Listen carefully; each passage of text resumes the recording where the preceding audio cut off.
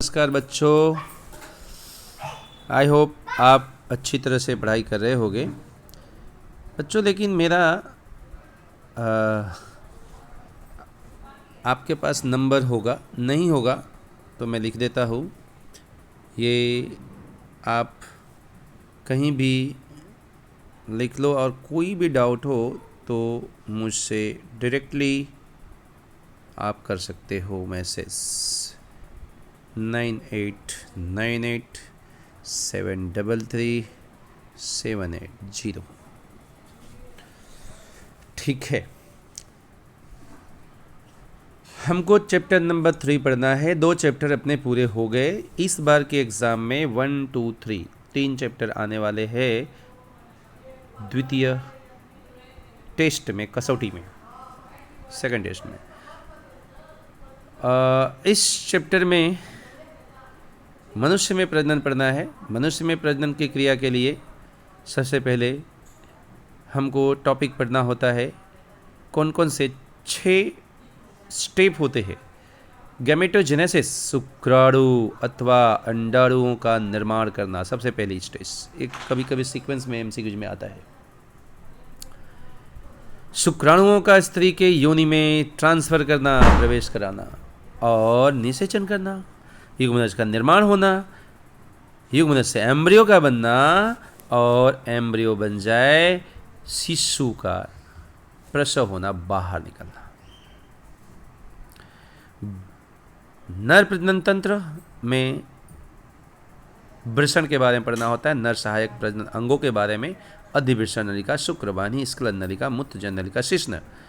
नर सहायक प्रजनन ग्रंथियों के बारे में शुक्राशय, प्रोस्टेट ग्रंथि, बल्बोइरेथ्रल ग्रंथि, वीर्य और शुक्र कोश जनन की क्रिया। ये इतने प्रश्न नर प्रजनन तंत्र से बनता है। चलो हम एक एक स्टेप से पढ़े। सबसे पहले वृषण। वृषण का मैंने पॉइंट बहुत सारा अच्छी तरह से समझाया भी है, लिख दिया है पॉइंट भी आपको। वृषण का स्थान, संरचना, ट्यूनिका अल्बोजिनिया, ट्यूनिका वेजिनलिस, वृषण खंडिकाएं, शुक्र उत्पादक नलिकाएं, शुक्राणुओं का वहन मार्ग। टॉपिक पूरा इतने में। सर ये टॉपिक पॉइंट्स है। नर सहायक प्रजनन ग्रंथि, अधिवृषण नलिका, शुक्रवाहिनी, स्खलन नलिका, मूत्रजन नलिका, शिश्न। सॉरी, अंग है बेटा, नली ग्रंथि नहीं। मेन वृषण को अब यहां से पढ़ना है। ये पॉइंट पे आते हैं। वृषण थैली अंडाकार, वृषण वृषण थैली में होता है। अंडाकार एक जोड़ी होता है वृषण। लंबाई 3.5 सेंटीमीटर, 3.5 सेंटीमीटर इसकी होती है। चौड़ाई 2.3 सेंटीमीटर होती है। बच्चों, जब ये विकास होता है गर्भ अवस्था में, गर्भ विकास के दौरान वृषण उदर गुहा में होता है। जो ऊपर पॉइंट देखो लिखा है, मैंने लगा है, यहां होता है वृषण। ये रहा। जैसे ही गर्भ विकास पूरा होता है, ये उतर करके शरीर से बाहर वृषण थैली में आ जाता है। ये रहा वृषण थैली। वृषण थैली में शरीर के तापमान से 2 से 3 डिग्री सेल्सियस, एवरेज औसतन 2.5 डिग्री सेल्सियस शरीर का तापमान कम होता है, जो वृषण में से शुक्राणु बनाने के लिए अनुकूल बताता है। अगर ये किसी कारणवश यहीं रह गया, ये वाला जगह पे, तो शुक्राणु का निर्माण नहीं होता। डॉक्टरी सलाह देकर उसको नीचे उतारना पड़ता है। ये तो स्थान हो गया। इसकी आंतरिक रचना देखोगे बच्चों मेरे, सबसे बाहर एक आवरण होता है, ट्यूनिका अल्बोजिनिया कहते हैं। ये ट्यूनिका अल्बोजिनिया एक रक्षात्मक है, तंतुमय आवरण होता है, रक्षात्मक। उसके नीचे एक लेयर होती है, उसको हम ट्यूनिका वेजिनलिस कहते हैं। बेटा इसके बाद इसके अंदर शुक्र देखोगे तो वृषण खंडिकाएं पाई जाती है। ये वृषण खंडिकाओं में शुक्र उत्पादक नलिकाएं होती हैं। हर एक वृषण खंडिका में, वृषण खंडिका लिखा है देखो, 2 से 300 ऐसी खंडिकाएं पाई जाती है। देखो ऐसा लिखा है।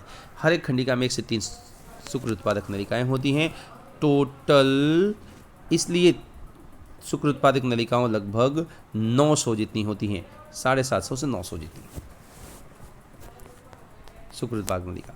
नीचे बच्चों मैंने शुक्र उत्पादक नलिका का आंतरिक रचना बताया है। देखो ये रहा, सॉरी, ये शुक्र उत्पादक नलिकाओं में देखो एक कट किया है, एक को कट किया है, तो इसमें शुक्रजन कोशिकाएं होती है और सर्टोली कोशिकाएं होती है। शुक्रजन कोशिकाएं शुक्राणुओं का निर्माण करती है, सर्टोली कोशिकाएं विकसित हो रहे शुक्राणुओं को पोषण प्रदान करती है। बेटा इसमें बीच में शुक्र उत्पादक नलिकाएं होती है और शुक्र उत्पादक नलिकाओं के बीच बीच में अंतराली कोष, लेडिंग का कोष होते हैं जो टेस्टोस्टेरोन का स्राव करते हैं। ये है टेस्टोस्टेरोन का स्राव करते हैं। इसके बाद आपको ये तो पूरा हो गया। शिश्न की रचना। शिश्न एक बेलनाकार रंग होता है, 3 रुधिर स्तंभ होते हैं इसमें, देखो ऊपर लिखा हुआ है, 2 पृष्ठ सतह पे होते हैं, एक अधर सतह पे होते हैं। स्त्री शुक्राणु के स्त्री की योनि में संग्रह करता है। सामान्यतः यह छोटे या ढीला होता है, लेकिन इरेक्शन उत्तेजित स्थिति में सीधा लंबा होता है जो मैथुन के लिए तैयार होता है। बस शिश्न के बारे में इतना ही लिखना होता है।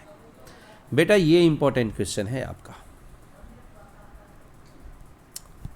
ये इंपॉर्टेंट क्वेश्चन है, ये जो अभी बताने जा रहा हूँ आपको।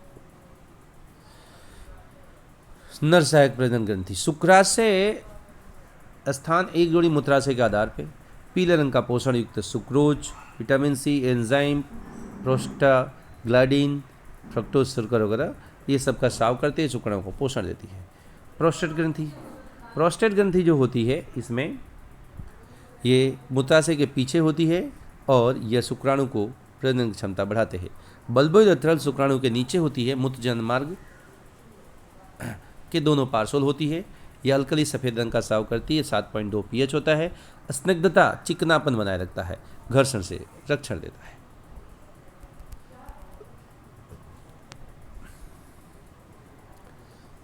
इसके बाद है वीर्य। शुक्राणु के ग्रंथि स्राव होता है बेटा, शुक्राणु और नर सहायक ग्रंथियों से मिलकर के जो रचना बनती है उसको वीर्य कहते हैं। वीर्य 7.8 pH का होता है। वीर्य में सब कुछ ग्रंथियों से स्राव मिक्स होता है। मादा प्रजनन तंत्र, अब इसको हम नेक्स्ट डे पढ़ेंगे, आज इतना रहने देते हैं।